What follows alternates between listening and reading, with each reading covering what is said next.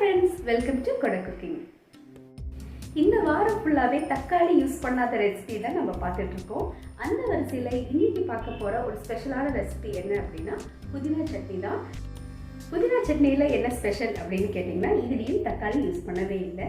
So இந்த ரெசிபியை நீங்கள் கண்டிப்பாக ட்ரை பண்ணி பாருங்கள். ரொம்பவே சூப்பராக இருக்கும்.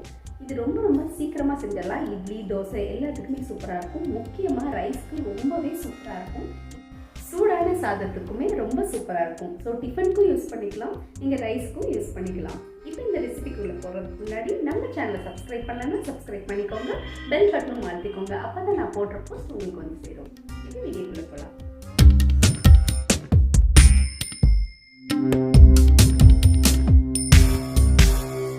ஃப்ரெஷ்ஷான புதினா வாங்கிட்டு அதோட இலைகளை இது மாதிரி கிள்ளி வச்சுக்கோங்க.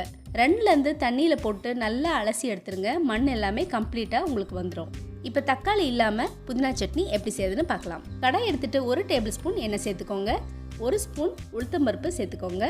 கூடவே 1 ஸ்பூன் பச்சைக்கடலைப்பருப்பு சேர்த்துக்கோங்க. இது எண்ணெயில் லைட்டாக பொரிஞ்சு வர்றப்போ இது கூடவே 3 பல்லு பூண்டு இது கூட சேர்த்துக்கோங்க. ஒரு சின்ன துண்டு இஞ்சி சேர்த்துக்கோங்க. இதுக்கு 2 மீடியம் சைஸ் பெரிய வெங்காயம் எடுத்து நல்லா நீளமாக கட் பண்ணிவிட்டு இது கூட நான் சேர்த்துக்கிறேன். இது கூடவே பச்சை மிளகா 2லேருந்து 3 சேர்த்துக்கோங்க. உங்கள் காரத்துக்கு தகுந்த மாதிரி 2லேருந்து 3 நீங்கள் சேர்த்துக்கலாம். ரொம்ப ஸ்பைஸியாக வேணும் அப்படின்னா நீங்கள் 4 கூட சேர்த்துக்கலாம். பச்சை மிளகா போடும்போது புதினா சட்னி நல்லா கலர் மாறாமல் வரும். நல்லா இதை வதக்கி எடுத்துக்கோங்க. வெங்காயம் நல்லா வதங்கினதுக்கப்புறம் புதினா தழைகள் இது கூட நான் சேர்த்துக்கிறேன். இந்த புதினாவோட அளவு என்னன்னு கேட்டிங்கன்னா ஒரு கை ஃபுல்லாக புதினா எடுத்துகிட்டு நான் சேர்த்துக்கிறேன். ஒரு கை பிடிச்சிங்கன்னா எவ்வளோ அளவு வருமோ அந்த அளவு சேர்த்துக்கோங்க. புதினா எப்போவுமே நல்லா வதங்கி வரணும். புதினா வதங்கின அப்படின்னா அது வந்து கசப்புத்தன்மை இருக்கும். அதனால் மீடியம் ஃப்ளேமில் வச்சுட்டு நீங்கள் இது மாதிரி வதக்கி எடுங்க. ரொம்ப ஹை ஃப்ளேமில் வச்சுருக்க வேண்டாம். புதினா நல்லா சுருங்கிட்டு வதங்கி இது மாதிரி வந்துடும். இந்த ஸ்டேஜில் 1/4 மூடி தேங்காய் இது கூட சேர்த்துக்கோங்க. துருவி சேர்த்தாலும் சரி, இது மாதிரி பல்பலாக சேர்த்தாலும் சரி.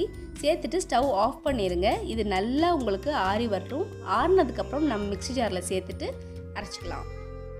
இப்போ நல்லா ஆறிச்சு. நம்ம மிக்ஸி ஜாரில் சேர்த்துட்டு நம்ம அரைச்சிக்கலாம். சேர்க்கும் போது கொஞ்சமாக கல்லுப்பு சேர்த்துட்டு அதுக்கப்புறம் அரைச்சிக்கோங்க.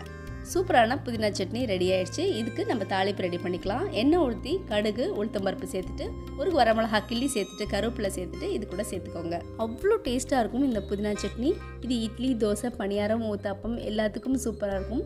சூடான சாதத்துக்கு போட்டு சாப்பிடுங்க. ரொம்ப சூப்பராக இருக்கும்.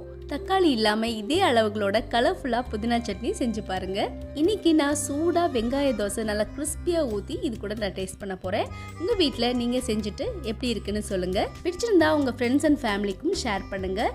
நம்ம சேனலுக்கு மறக்காமல் சப்ஸ்கிரைப் பண்ணிடுங்க. தேங்க்ஸ் ஃபார் வாட்சிங். பாய்.